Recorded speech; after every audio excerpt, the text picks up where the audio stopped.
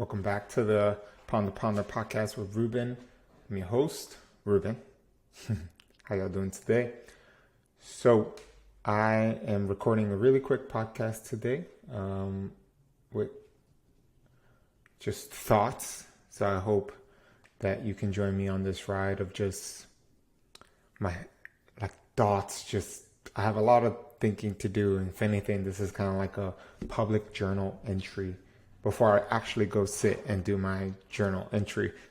Funny enough.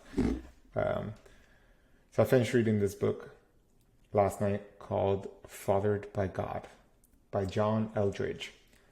On this podcast, actually, I had his other book that I read called Wild at Heart, which blew my mind. 2022, that book, I gifted it to a few friends, and I continue to talk about it to all men in my life or any mother who has a son.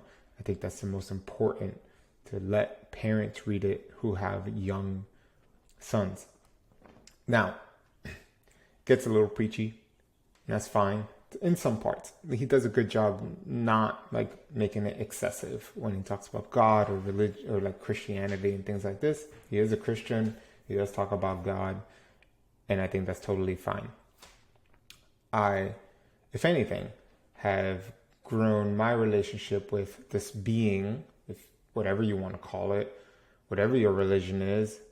If you're atheist, it's probably not a great book for you, but I was atheist for many years when I was a teenager, and I came out of that after some events occurred in my life that were just out of the ordinary. Which is why if you've listened to this for a long time, you hear me say, I do believe in magic. And it's brought me closer relationship with this being, this omnipresent being. So let's use that. God is just easy to say, but I'm going to say omnipresent being. Much longer, probably makes no sense, but for the sake of this, I'm going to use that terminology. This omnipresent being has supported me in more ways than I can count. And in the toughest moments of my life, when I learned the words, when I was 26, trust the process, I'm starting to realize that really meant trust in this omnipresent being. Trust in this being that is guiding you through your life. And this ties into another book that I read called Conversations with God. In Conversations with God, this conversation between the author and God, there's this, he asks, well, what's the point of this if we are all on a path? And God is like, yes, you have a path, a certain thing that you're looking to learn in this lifetime, but you also still have free will. You also still have the opportunity to make decisions.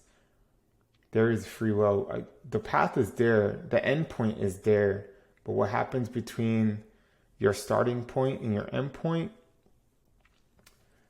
is going to be vastly different than what most people can think of, what you can even think of, right? You may think that your path is going this way, and it's not. I mean, everyone listening to this, watching this, you probably have felt that. Your path has not been this cookie cutter approach with anything in life, whether that's relationships, your career, your relationship with your family, where you were going to live, things like that.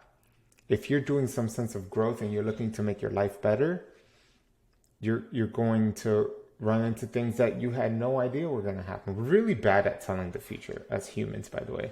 Which is why we're in the predicament as an economy and society that we are now. We just didn't see ahead. We didn't see.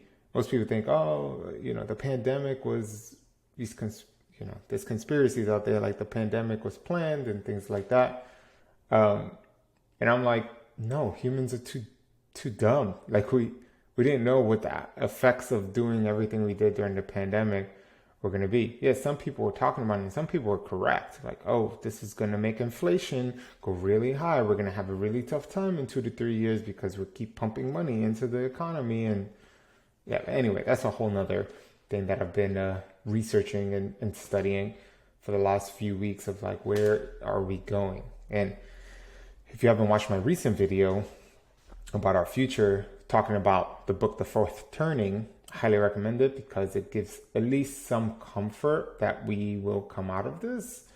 I mean, a little bit of comfort. It's comfort based on like historically where we've been and possibly where we're going based on where we've been, because we've been in this situation many times historically. So in different ways, obviously, but definitely something that's got to give. And we got to make the right decisions now, or else we're not going to make it as a human society in the next few decades. But fathered by God, going back, I know I went a little, I tend to go into these tangents. I'm working on it, y'all. I'm working on it. But that book has really helped me during this unfortunate time of being unemployed. A contract that I've been working on with a company is coming to an end soon, so I'm going to be back to being fully unemployed. I was like part-time unemployed, you can say, for the last few weeks. But, you know, a big part of my focus is this, and it can be underwhelming, and it's difficult to continue forward when you don't have anyone else doing something similar, when you don't have a group of people.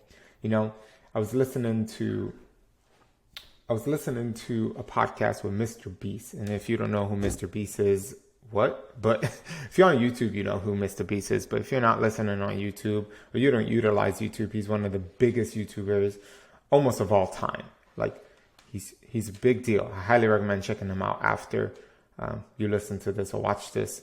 But Mr. Beast started his career with a group of folks, and they all helped one another, which is amazing. Like, they help one another build and become, you know, most of those people he mentioned are pretty successful on YouTube. And they, you know, really think that this group, which held them accountable, they each were able to make each other's videos better, provide each other feedback, hold each other accountable already, but that's how important a group is. And it's hard. It's hard when you know, you're trying to do some creative act and you don't have anyone else doing it with you. And you're only seeing, you know, the beginning. That's why I said I've made a video on my channel about the difficulties of being an artist, because it's just hard. The reason why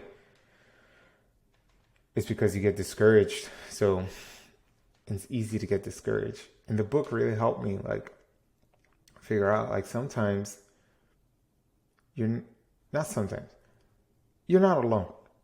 The omnipresent being is always there. It's someone to think about, pray to, ask for things, ask questions, right? And not a lot of us utilize this tool. And as some people may be like, this woo-woo, we've always had some religion taking over the entirety of the world historically, right? You know, Christianity being a big one. I mean, it was the most powerful one. Lots of wars were fought for it. And nowadays, in our current society, unfortunately, that religion has turned into science. Science has become a religion. It's become so far into it that some people won't even... Science was technically to be like, let's have this argument and discuss why this thing works and why this thing doesn't. Obviously, there's actual factual things like gravity, right? That is just like, this is fact. You throw something in the air, it's going to fall. Like, at least on planet Earth. Obviously, that's not fact for every planet in the solar system based on what we understand. And I always say, when people want to argue and say this thing is going to be this way forever, I'm like, we don't know. We have the limitations of the human's brain. There's so much things we do not understand. There's so many things happening at any given time in this space that I'm even occupating that I can't see. I can't hear. My senses can't pick it up. It's happening. So I say, when it comes to that, like, there's just so much that we don't understand and that we will figure out. I mean, if you follow anything around shamans and what they do, science is starting to catch up now. Shamans have been utilizing plant medicines and other types of ways of being that they understand in their own way. They just inherently understand within, and it's difficult to explain with the limited language that we have. But they understand, and now science is like, oh yeah, oh yeah, mushrooms help PTSD. Oh, who would have thought? I mean, people were using mushrooms for thousands of years, taking these, taking these, psychedelics to make them go into another mental space, these dreams, and I'll put dreams in quotations because who knows if that's real and this is the dream, right? It's all these questions. I could get really philosophical here. Anyway, again, tangent. Moving us back.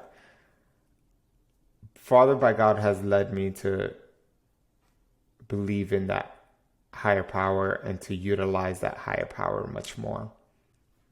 There's just so many times that I have without thinking, right? I'm just asking myself questions like, why is this happening to me? Like, what can I do now? Like, what should I do? What's my next steps? I need to work on this, and it may lead me here. I'm taking a chance, but these are questions I'm pretty sure you have gone through in the past.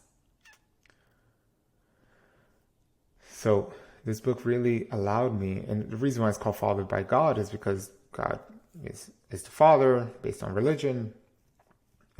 In essence, if it's an omnipresent being, it has no gender or ideology or anything. That's just what we place on it. But your belief of it can be what it is. If you believe God is a woman and you can ask questions from that perspective, do it. I'm pretty sure you're still going to get a similar answer. So, I'm lucky. I'm so lucky to have my father in my life and go to him when I require answers or I just need a pick-me-up. He's a great person.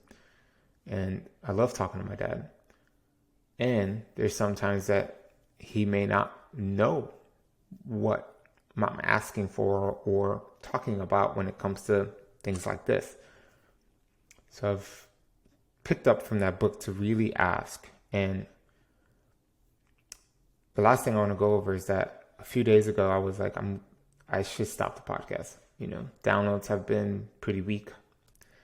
I feel like I'm doing relatively well, but it's difficult to get people on that I want. I've messaged a few and haven't received responses of people that are bigger, but not like, I'm not out here messaging Michael Jordan or these big stars. It's like, no, I'm messaging folks who are, have a few thousand subscribers. I love the work that they do, whether they're helping men. And, my whole thing is helping young men, helping men come off like addictions with porn or, being very good at discussing the middle ground of politics with, like saying both sides suck, but both sides have great ideas to make our society better. And they don't fall into one side or the other. And they're trying to bring people together and help people answer questions, which is where Ruben Ponders came from. It's just like, I don't like to take sides. Yeah, I take sides in certain things, but I don't like to take sides. I don't like to fall into an ideology and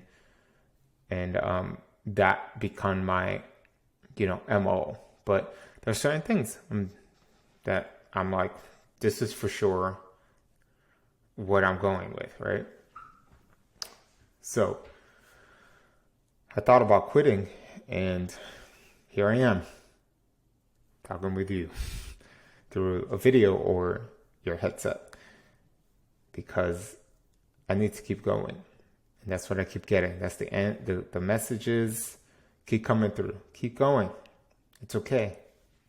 It sucks right now. You're doing what most people don't talk about, or they do talk about, but no one listens. They'll be like, oh yeah, this guy got famous overnight. It's like, you do not see the grueling, 5, 6, 7, 8 years that this guy was putting in the work and not getting anything in return for such a long time.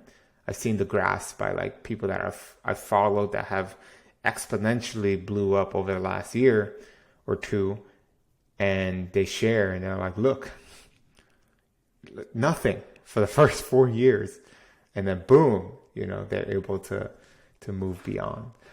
And it's a risk because I'm pretty sure there's a lot more people out there who do it for many years and don't experience that at all. Everyone's on a different journey. The time that it takes to get to where you want to be will take longer. And all I want is to be able to live a life where I can do this full time. Podcasts, YouTube videos, speaking engagements. So all I ask, if you're listening, can you help? Can you share this episode or any of the other episodes, maybe a favorite of yours? Can you subscribe to the YouTube channel so that it can help the algorithm? Watch videos, even send me a message, provide feedback. Like, yeah, I love some of your content, but this stuff, not so much. Let me hear from you. I'd love to hear from you. I really want to get better. I really want to grow this and support and help more people, especially young men, especially men coming of age right now in their teens, graduating college, going out into the world, into this mysterious, wonderful, tragic, beautiful world that we live in. That's all I want. But I can't do it alone. So this is my ask of you. And it's hard to do this because vulnerability, but I'm asking. So thank you. I told you it was a short one, so I'm going to leave it at that. If you could share, like, subscribe, do all that, that'd be great. And my goal is not to let you down.